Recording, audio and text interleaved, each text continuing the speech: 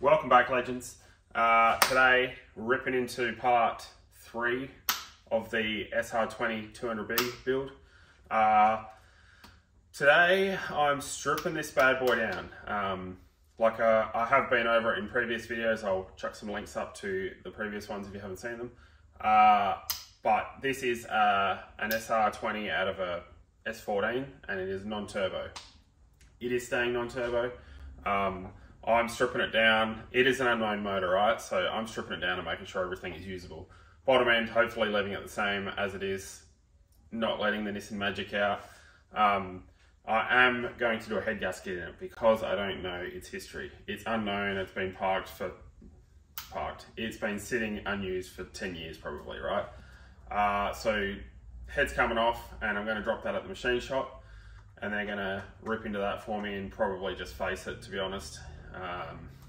I'm not sure, whether it's worth investing big dollars rebuilding it. We might put it together, see what it's like. I am putting it together with a metal head gasket and head studs. Overkill for a non-turbo motor, sure, but just in case the head has to come off in the future, stuff is reusable. I don't like to talk to you with Nissan bolts. Technically you're only supposed to use them once, obviously. So yeah, I like to head stud everything if I can. Flashbacks of the VN. You put it together, you might have to pull it apart tomorrow, you never know. So yeah, let's get this bad boy apart and see what it looks like. I'll know once I get the rocker cover off what it's going to be like. You can usually tell if they've been looked after when you can see the cams, if there's burnt oil build up or whatever, so let's see.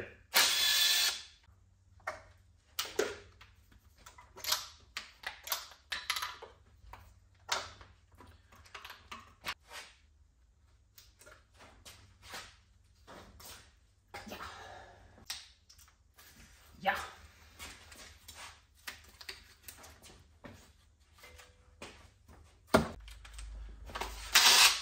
That's not the right socket.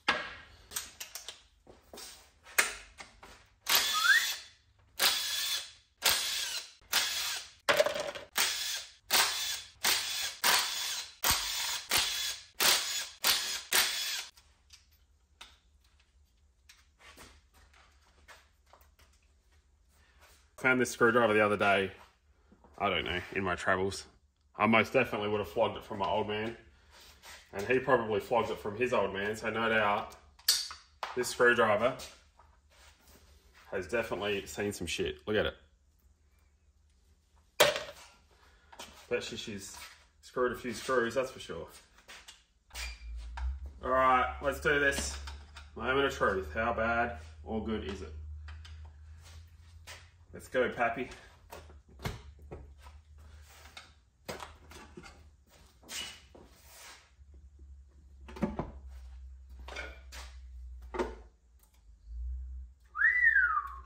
Pretty good. Pretty good.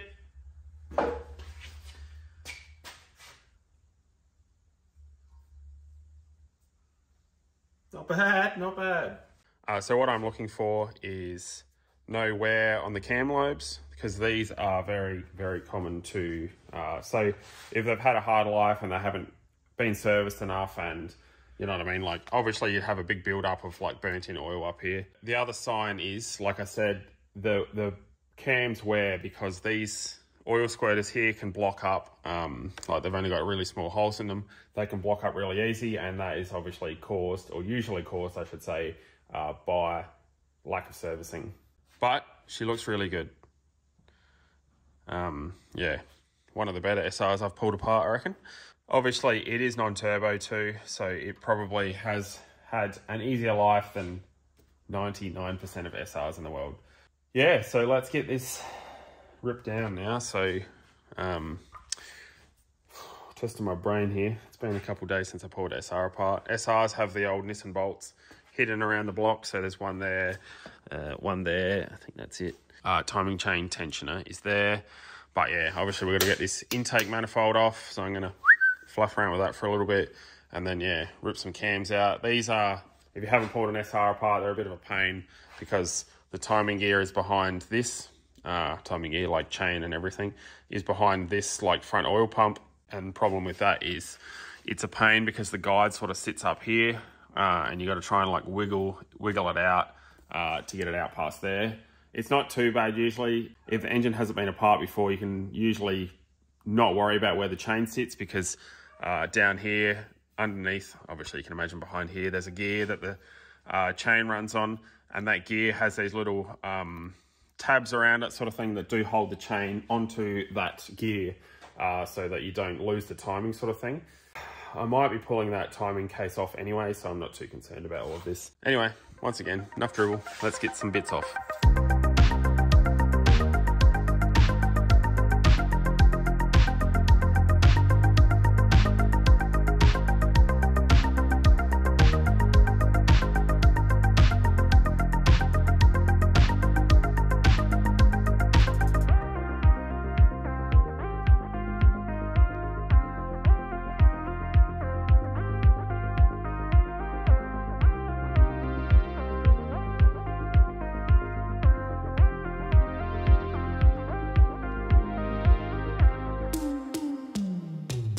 So I've jumped ahead a couple days now.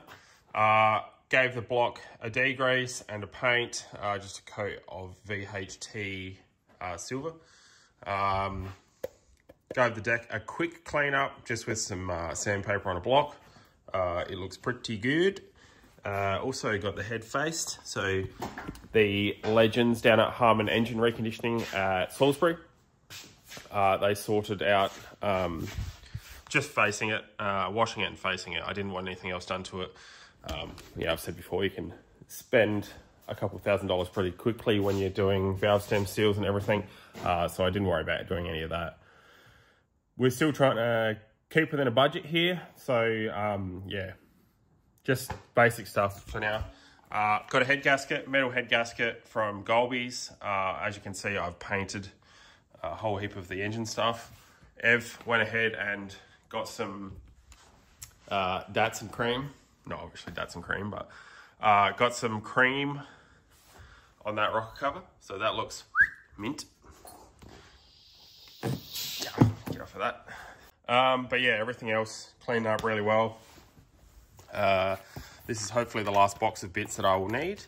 All genuine seals, O-rings, etc. They are the seals between the oil filter block and the engine block.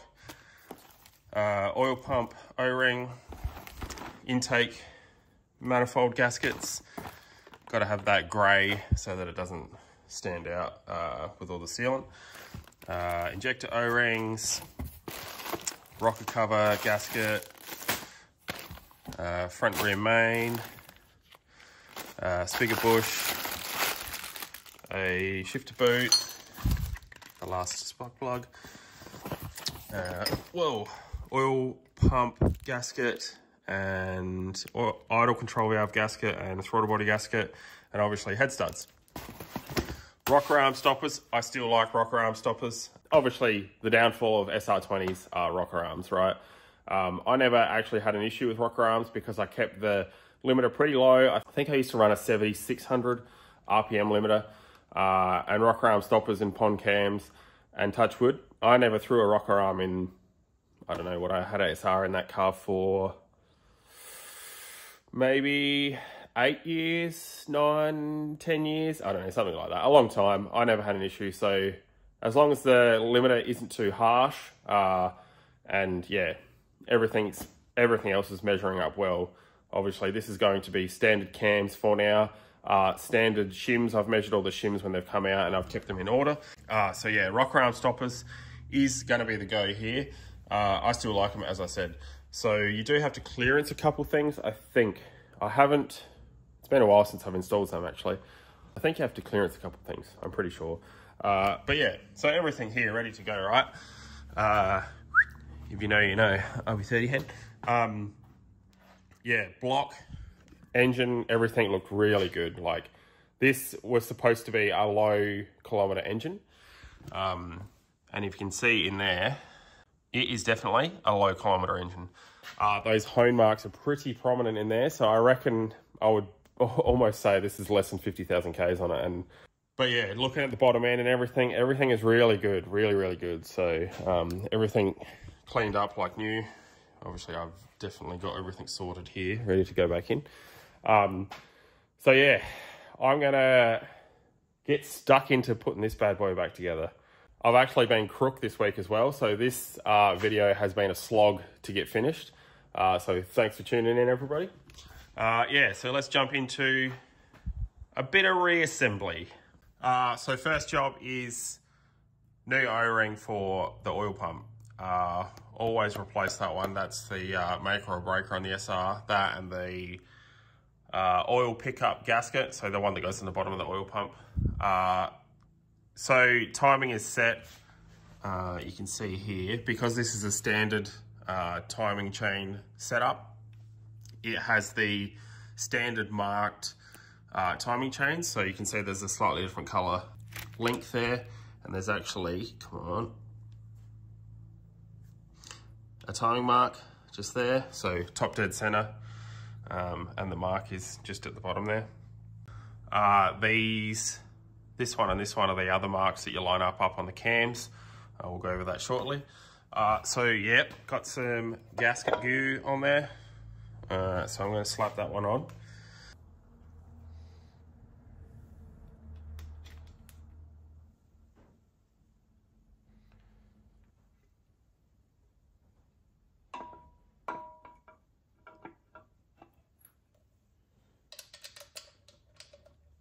So new front main seal is in. There's not much else to it. Like I said, make sure that O-ring's under there. That's the key part here. Also, make sure you tighten it down square. These are very common to crack. These timing covers, the oil pump housing sort of thing, they're very common to crack. Mostly because sometimes when people get them machined, they don't get the case, like the timing cover, the oil pump cover, machined with the blocks, so they're not matched. When you bolt the head down, they kind of pull and crack through here.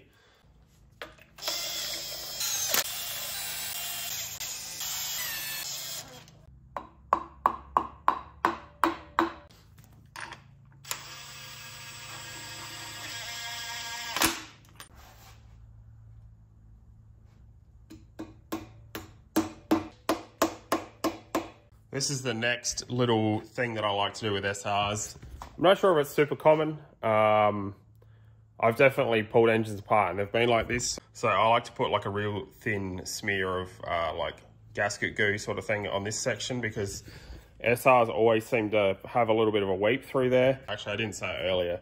When you pull it apart, these two bolts are two of the other hidden bolts which are inside the head. So that's the other hidden bolt on the outside and the other hidden bolt on the outside. So separate to the head stud. So you can imagine there's not as much clamping force here.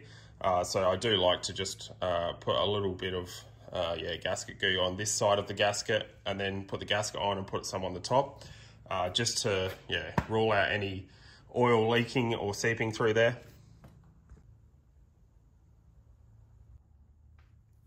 Thin, very, very, very, very, very thin.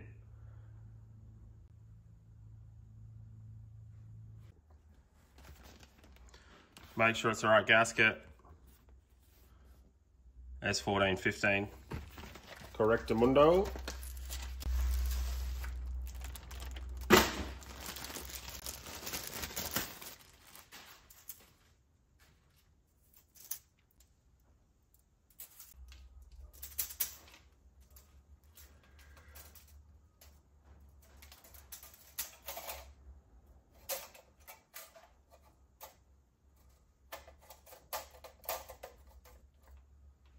Once you've got it on, you want to make sure it is definitely the right gasket. So S14-15, they have a little extra oil pour on them for VCT. So she's good to go. Correct. So we've got the head studs all lubed up. Apparently Volkswagen Golf. Also the same as SR20 head studs. With SRs, I like to put the head on first and then put the head studs in afterwards, just because there's too many things to juggle, and as long as your head stud threads and holes are clean, there shouldn't be an issue doing it. Basically, if you have coolant or oil or whatever in your head stud holes, and you put your head on and then you put your head studs in, obviously I've talked about it before, you can obviously crack your block, or you can also push that oil in there underneath the head gasket and it won't seal. So a couple of things to make sure you keep an eye on. So time to chuck this head on first, and then some head studs.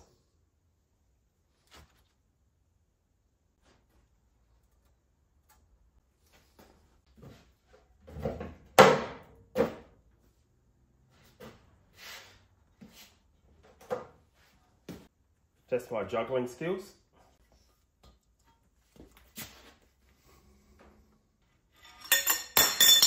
Ooh.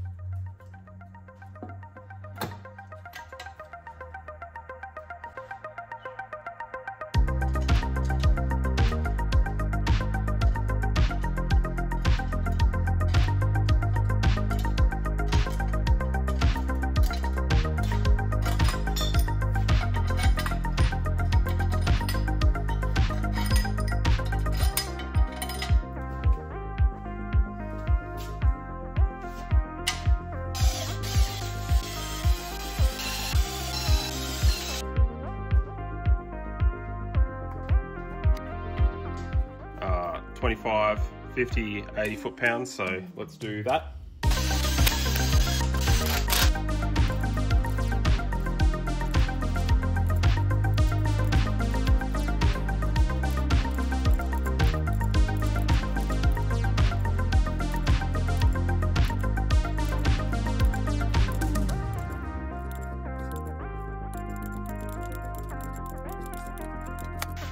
So yeah, pretty straightforward bolting that bad boy on. Now I'm going around and putting all the small bolts back in it. I can't remember what they talked to. I'd have to double check. But yeah, from here, it's just going to be bolting all the little bits and pieces back on. Water pump, like I said, obviously, everything's going back in, all the cams and whatnot. Bleed these up. So the lifters, if you don't know how to bleed them, chuck them in some oil. So I'll put some oil in little tub, and then you put an Allen key in the top, basically like a tiny little Allen key, and you just push on them, and eventually all of that oil will get inside of it, and air bubbles will stop coming out of it, and they're bled up. So pretty straightforward. These are all still the matched pairs of shims, so that's all going to go back in. I'll oil everything as I'm going. So these journals are just like dirty from the wash, like it got hot washed the head. That's all that is, so that will clean up.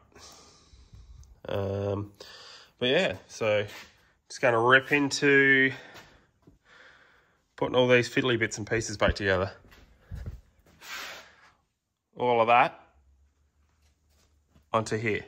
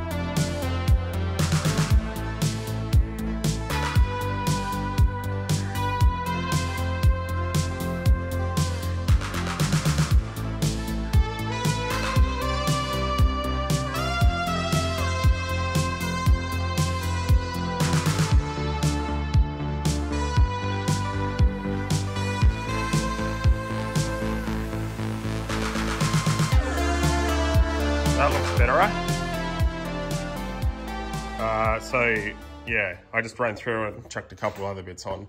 I still need to sort some tiny bits out. So I don't have a throttle cable bracket that bolts onto here. I also don't have the little bit that goes through the alternator for the tensioner. It kind of looks like that, but longer, so I'm gonna have to suss one of them out this week. Clearance, the rocker cover for rocker arm stoppers. So you just gotta notch a little section out of there. So that pretty much goes all the way across. You just gotta take that little piece out. I imagine it is something to do with when you take the oil cap off. When it's standard, you can take the oil cap off and it doesn't splash out while it's running, but yeah, we don't need that where we're going. So I'm about to chuck that on, and what's left? No power steering. Yeah, I guess timing. I don't think I've finished touching on it. Crank at top dead center, so 12 o'clock on that. Obviously top dead center, piston all the way at the top. Exhaust cam dow at 12 o'clock. I think the inlet cam dow is at 10 o'clock. That may be different, I can't remember. I didn't pull that gear off, so. But you can see timing mark is lined up with the chain. Timing mark is lined up with the chain, so this timing mark is at 10 o'clock roughly on the intake cam, and this is at 12:30, 1 o'clock on the exhaust cam. Obviously, timing marks in here on the, hang on.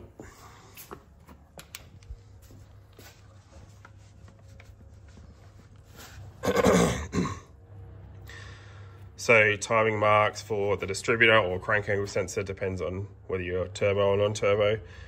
This line lines up, obviously you can see this line here, lines up with this and that dot while it is out. And then as you push it in, it swivels around and lines up with that dash and that dot. You can kind of see it like there. So if your SR20 crank angle sensor or distributor or whatever is not in the center of this slot, then your timing is probably out. Depending on like if it's been tuned or if it's been fiddled with to advance or retard the timing. But most of the time, if it's tuned, it's got an is-tune or something in it, and you can change it through the computer. You don't need to actually physically change it unless, yeah, like I said, I've seen quite a few SRs where this is all the way at the end of the slot, and that probably means that either this is out of tooth or something else is out of tooth on your timing. But yeah, it went together really well. Half as much stuff to bolt on as a J or an RB, but you know, still, yeah, reminiscing here. So, for now, the last piece of the puzzle.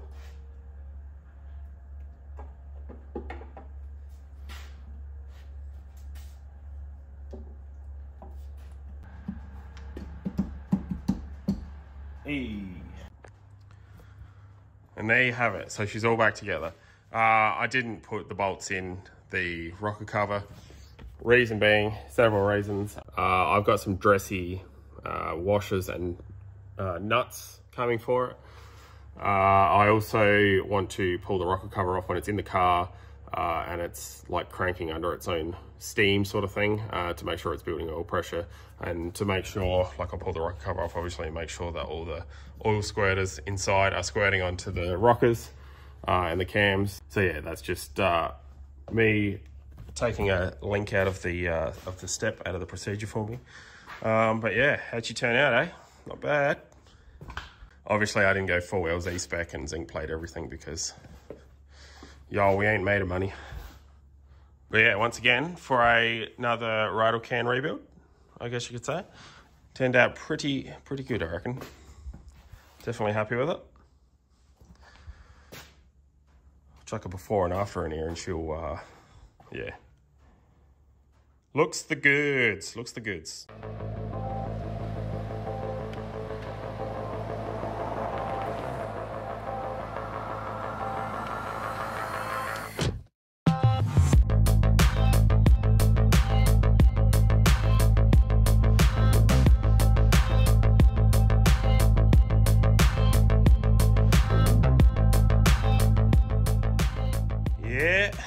Decent. I haven't finished welding out the headers. As I said earlier in the video, I have been sick, so that's hindered my timelines here a little bit.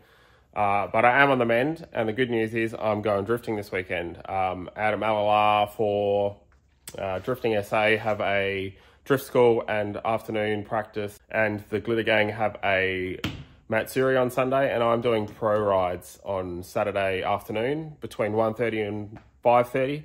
So yeah, at Malala, and if you want to come for a ride, you can purchase a ticket to come in one of the Corollas. Actually, both Corollas are going out there. In a couple of weeks' time, there is also another Pro Rides event out at Drifting SA round 4 and 5. So I'm driving in the Pro Rides for that event on the 12th and 13th of October. Yeah, once again, at Taylor Bend for that one. But yeah, I'm going to wrap it up here. So thanks for watching, everyone. We'll see you next week.